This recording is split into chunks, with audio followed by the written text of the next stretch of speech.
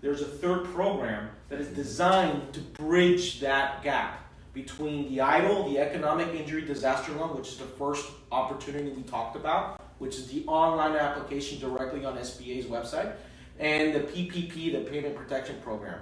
This third loan opportunity is the Florida Emergency Bridge Loan Program, and that's available for all Floridians. And that program is designed in order to give you instant access to capital, quick weekly decisions, and get fundings out and then be refinanced or paid off by either the PPP or the EIDL loan. So for those of you that need the access to capital as quickly And those as possible. acronyms mean? So Economic Injury Disaster Loan, the EIDL, and the Paycheck Protection Program, the PPP. Now the Florida Emergency Bridge Loans are eligible for all businesses as long as they are established and actively operating and located in Florida prior to March 9th, 2020. The business must be for-profit, privately held, and it has to have a minimum of 2, but no more than 100 employees. The employees within the last previous year, and the business must have repaid all previous Florida Small Business Emergency Bridge loans. That's inclusive of all the hurricane disaster loans that were outstanding.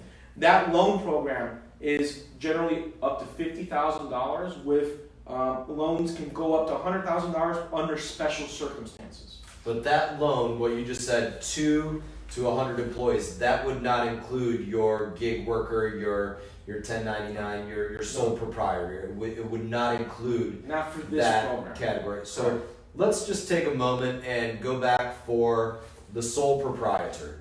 Discuss if you had somebody coming in here saying, listen, I'm a one-person company, but I'm very much affected by this. I can't go out there and do what my normal work was. What would you be recommending? My recommendation, first and foremost, would be to apply online with the SBA or with the Economic Injury Disaster Loan. Okay. And then prepare the documentation that we would need in order to facilitate the PPP, the Paycheck Protection Program.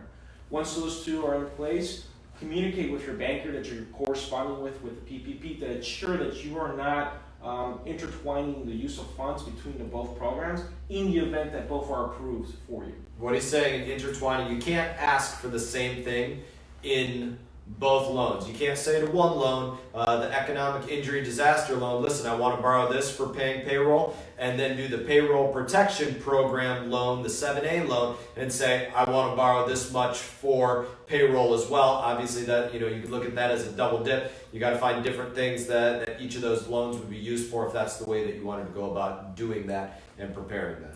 Javier, to put it in perspective for some small businesses that are thinking, which loan is best for me versus going into their bank? The barber shop down the street, the rental company outside of town. We had a couple questions. How would you, as a banker, direct them? So the reality is that all these use of proceeds are beneficial and are going to be special or are important for different companies. My opinion as a banker is the Paycheck Protection Program has, if you have payroll on your back and if you pay yourself a salary, you need to take advantage of this opportunity because as long as you use those proceeds for that use, so the eligible uses, it's a forgivable loan. Even if let's say for the gym owner, yes, right, that was told to shut down Mm-hmm. Other services that were mandated because they're in that industry. Mm-hmm. So if you're not in operation, but you want to keep your employees on your payroll, this is a great program in order to subsidize and pay them. The program does state that What program? the Paycheck Protection Program allows you, in the spirit is, to keep your employees on your paycheck, right, on your payroll during this downturn, including the businesses that are shut down. Even if there is no work at this time because they were mandated by the government or the state to shut down, or their contracts were null and void and canceled, keep them on. Keep them on. Explain. The spirit of the program is for you to allow your employees to stay on the payroll and utilize the PPP, the Paycheck Protection Program funds to pay that. Once you show after 8 weeks that you've done so, that loan will be forgiven. So for a restaurant that's closed down, they're going to keep them on the payroll, send them home, and they're going to just sit idle.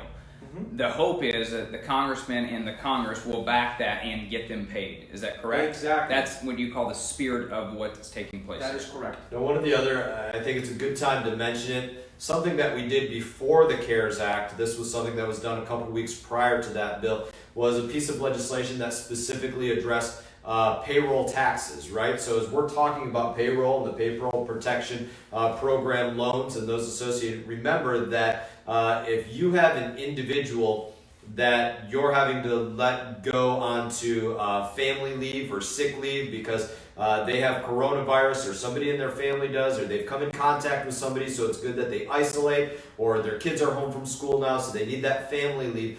Don't forget that that portion that you're paying those individuals to stay home, there is a 1-for-1 offset to what would be your payroll tax liability, right? So the example would be, let's just say for simple numbers, you're paying somebody $500 this week to stay at home because their kids are home, or because they're sick, or because whatever the reason is, you're paying them to stay at home, and your payroll tax liability is $1,000, you would directly subtract that $500 that you're paying the individual from the $1,000 in payroll tax that you would put out there for your whole company, and your payroll tax would become only $500.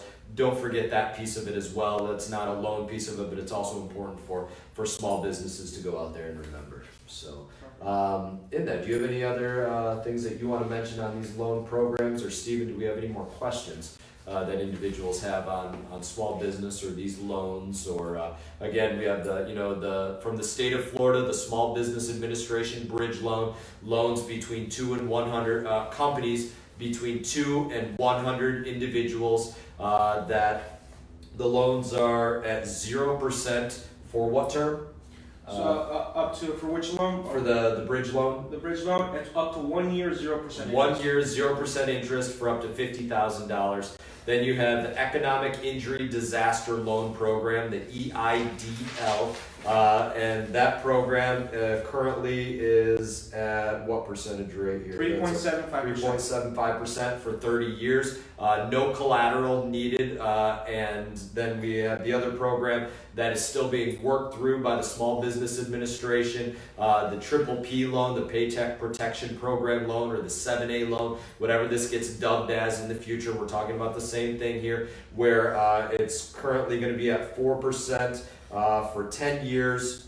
First 6 months of that deferred, and then a large portion of that forgiven. Anything forgiven on that's used for payroll. It will be forgiven if it's used for mortgage interest. It will be forgiven if it's used for rent. Forgiven if it's used for utilities like water, electric, gas. So good for you, Cheyenne. If it's used for cable, for internet, for transportation, you name it. It'll be calculated currently at what is your payroll times 2.5. Payroll times 2.5. That's the amount that you could expect your banker to be calculating for you right now. On that, those are the 3 loans. Mm-hmm.